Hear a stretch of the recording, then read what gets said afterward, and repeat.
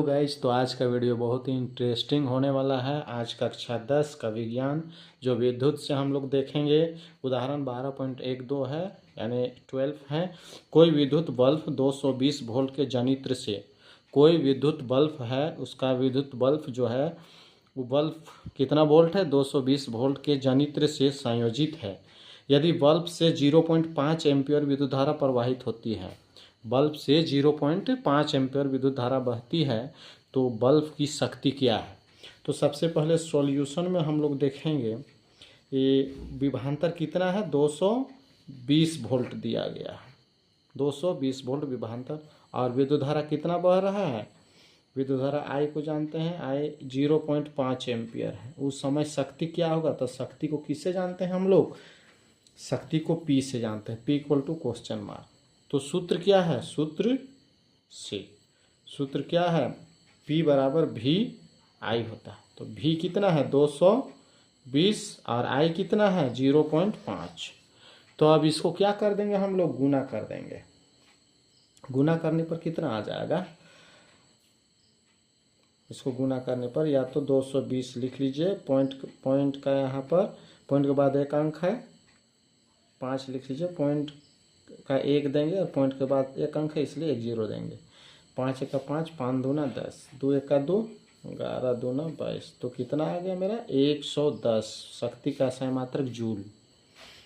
तो कितना शक्ति निकाल है, शक्ति का SI मात्रक जूल, या तो हम कितना वाट का बोल लगेगा, सॉरी वाट, W होगा, वाट हो जाएगा। 110 वाट का बोल यहाँ पर लग रहा है। तो इस तरह से हम लोग को समझ में आ गया होगा। अगला हम लोग देखेंगे, अगला प्रश्न क्या है, प्रश्न नंबर 12.13 क्या बोल रहा है। इस प्रश्न का थोड़ा सा हम लोग हल करते हैं।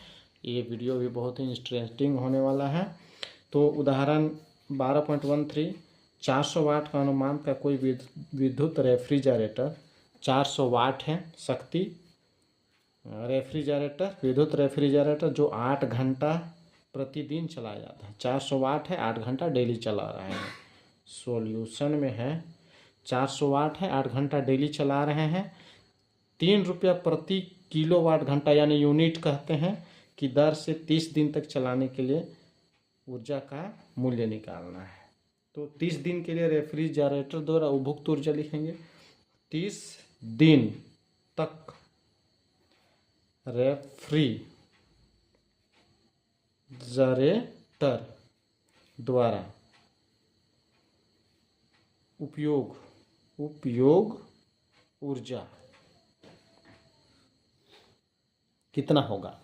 400 वाट का बोल है और प्रतिदिन 8 घंटा लगा रहे हैं, तो गुना 8 घंटा कर देंगे। और कितना दिन तक चल रहा है, 30 दिन तक, गुना 30 कर देंगे।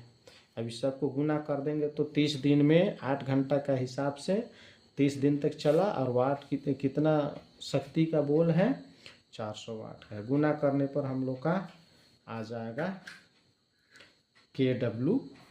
तो इसको करेंगे गुना 4 तिया 12, 12 8 96, तो लिखेंगे 96 वाट घंटा हो गया।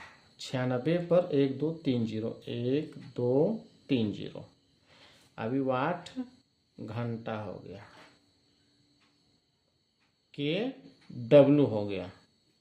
अब इसको लिखेंगे, चूंकि 1 आवर या 1 घंटा बराबर 3600 सेकेंड होता है।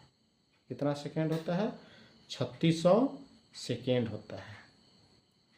तो इसको हम लोग क्या करेंगे, इसको भाग दे देंगे। kWh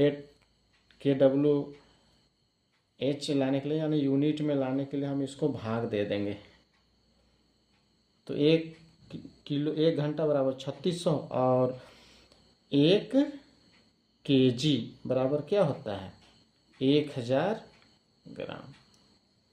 1 kg, तो 1000 से भाग दे देंगे यहाँ पर हम लोग, तो 3 0 3 0 कट जाएगा, तो बचेगा 96 kWh, किलोवाट घंटा। 1 kg में 1000 ग्राम होता है, उसी को 1000 से भाग दिया तो 96 kWh यूनिट में आ गया हम लोग का।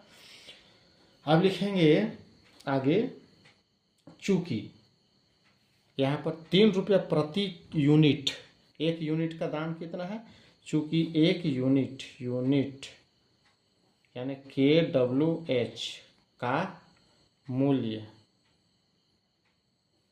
3 रुपया है, इसलिए कितना यूनिट है, 96 kWh का मूल्य, तो 96 गुना 3 करेंगे और इसको गुना कर देंगे, जो आ जाएगा वही आंसर होगा।